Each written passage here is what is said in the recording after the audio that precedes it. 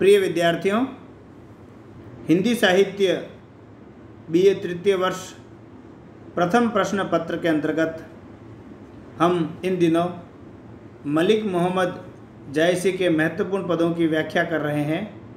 आज हम प्रारंभ करेंगे पद संख्या 9 से। जिन विद्यार्थियों ने पिछले वीडियोस नहीं देखे हैं वे अवश्य देख लें इसी YouTube चैनल पर। तो हम प्रारंभ करते हैं पद संख्या 9 से। ताल तालाब बरनी नहीं जाही, सूजे बार पार किछु नाही। फूले कुमुद सेत उजियारे, मानहु उए गगन महतारे। उतरही मेघ चढ़ही लेड़ पानी, चमके मच्छ बीजु के बानी। पोरही पंख सुसंगही संगा, सेत पीत राते बहुरंगा। चकई चकवा केली कराई, निसी के बिछाह दिन्ही मिली जाही। कुरुही सारस करही हुलासा, जीवन मरण सो एक ही पासा। बोलही सोन डेक बगलेदी, रही अबोल मौन जल भेदी। नग अमोल तेही तालही, दिनही बरही जस दीप। जो मर्जिया होई तह, सो पावे वह सीप।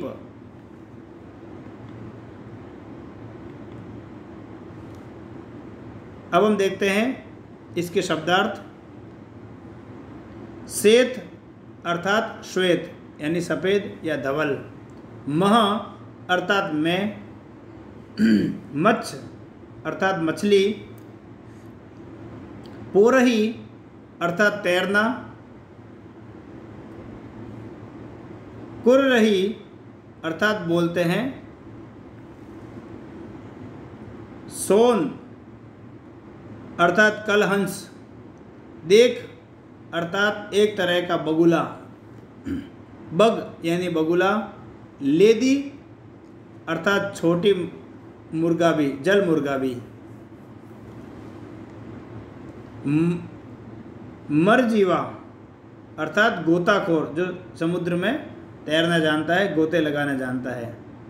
उए अर्थात उदित होना। अब हम देखते हैं सप्रसंग व्याख्या। सबसे पहले प्रसंग। प्रस्तुत पंक्तियाँ मलिक मोहम्मद जायसी रचित पद्मावत के सिंहल द्वीप वर्णन खंड से ली गई हैं। उक्त पंक्तियों में सिंहल द्वीप के ताल तलैयों का वर्णन किया गया है।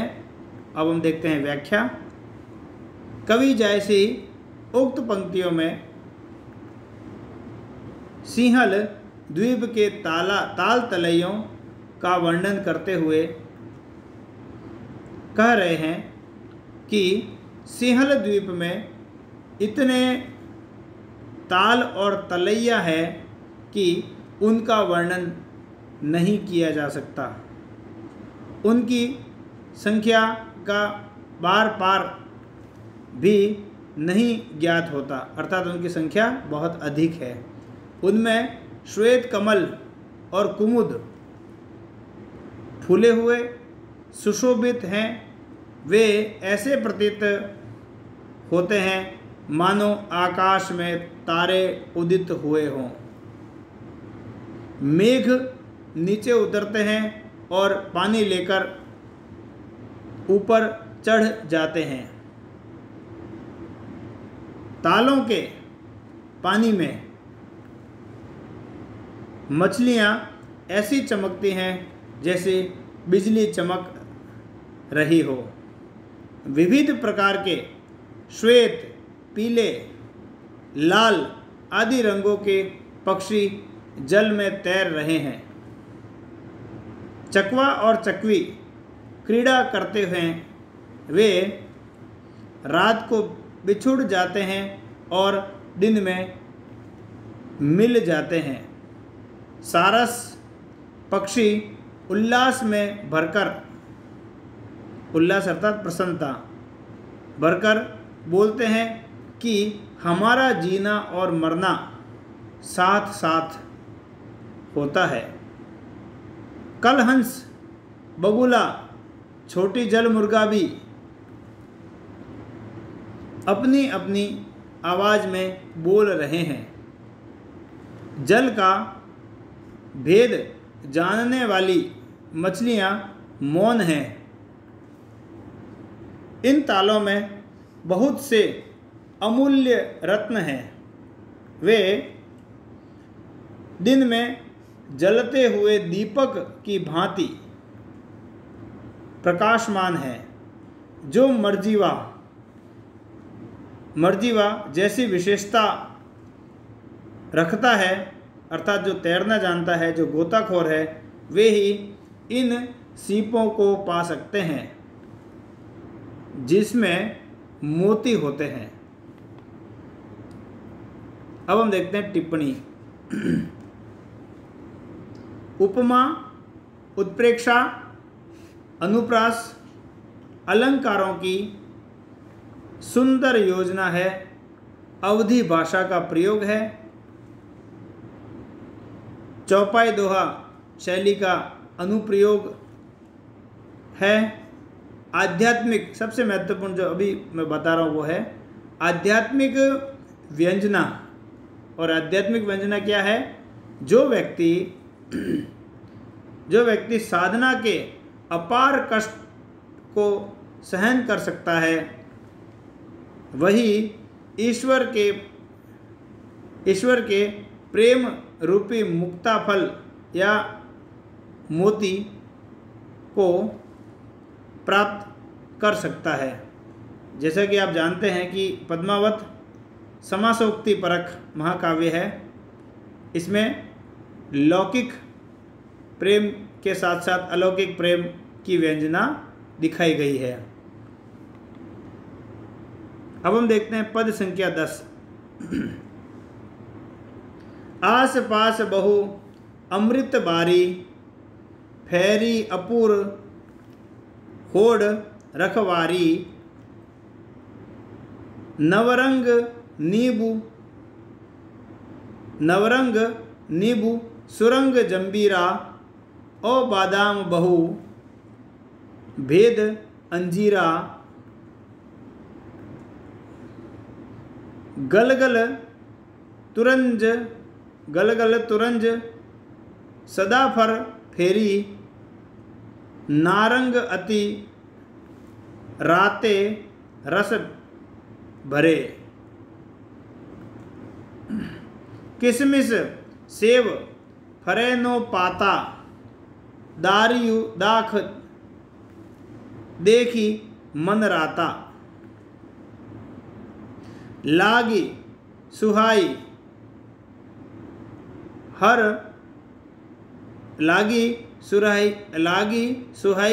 हर फार धोरी, उनई रही केरा के धोरी, फर तूत कमरक ओ न्यूली, राय करोंदा बेर चिरौंजी,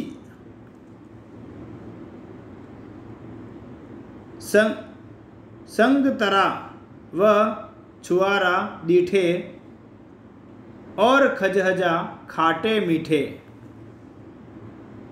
पानी देही खंडवानी, पानी देही खंडवानी, कुबही खांड बहु मेली लागी घरी रहट के सिंचाही अमृत बेली। अब हम देखते हैं इसके शब्दार्थ। अपूर्व, सबसे पहला शब्द है अपूर्व अर्थात अपूर्व, फरी अर्थात फलों से युक्त, फिर है अभोरा अर्थात एक नींबू विशेष, गलगल अर्थात एक किस्म का नींबू, ये भी नींबू का ही प्रकार है, तुरंज अर्थात चकोतरा, सदाफर अर्थात शरीफा, नारंग अर्थात नारंगी, नौ पाता अर्थात नए पत्ते, दारिम अर्थात अनार। इसके बाद हरफार धोरी अर्थात एक तरह की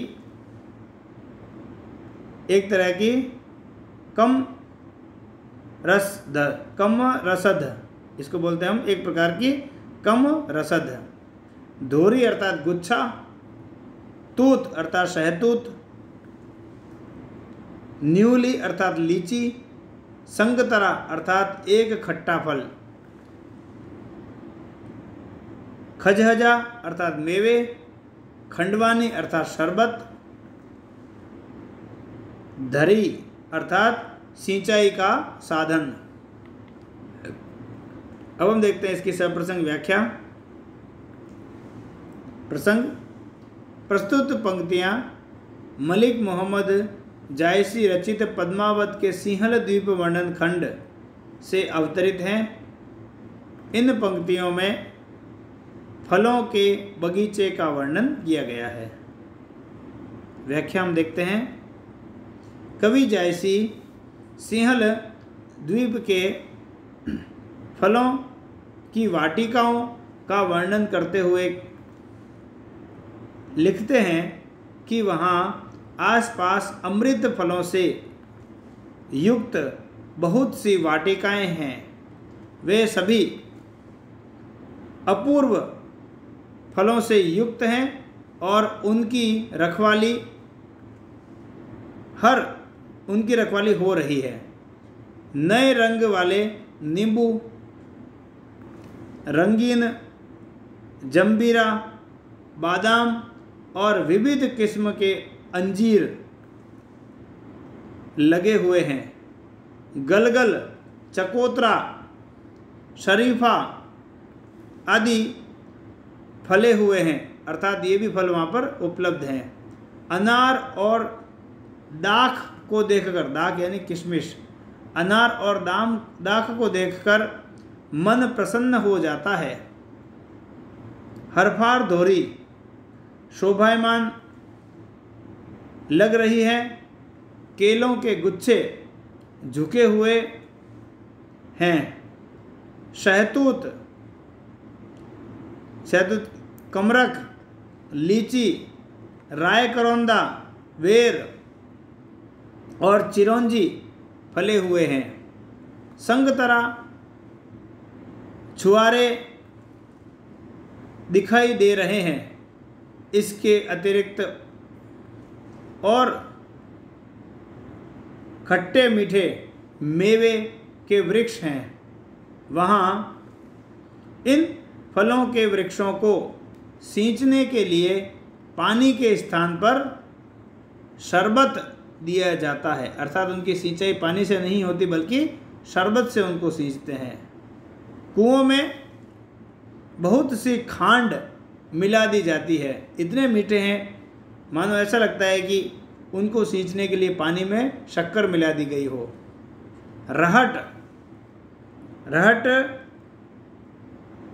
रहट जो सींचने के लिए होता है, बरियां लगी हुई है जो इन अमृत जैसे फलों की बेलों को सींचती है।